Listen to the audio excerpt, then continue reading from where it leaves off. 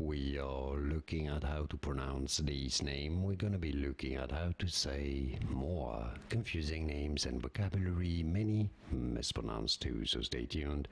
Let's get to it. This is a name of Spanish origin, and because it is Spanish, let's hear how it's said in Spanish. Idalia. Idalia. So because it is Spanish, the I's are pronounced like E, not I. So it's not Idalia, but Idalia. Now in English, it is usually said in, I think it's going to become a tropical storm around Florida. Idalia, it's how it's said in English. Idalia, now you know. And here you got more videos and vocabulary that you may want to check it out. Stay tuned to the channel. I'll see you there. Thanks for watching.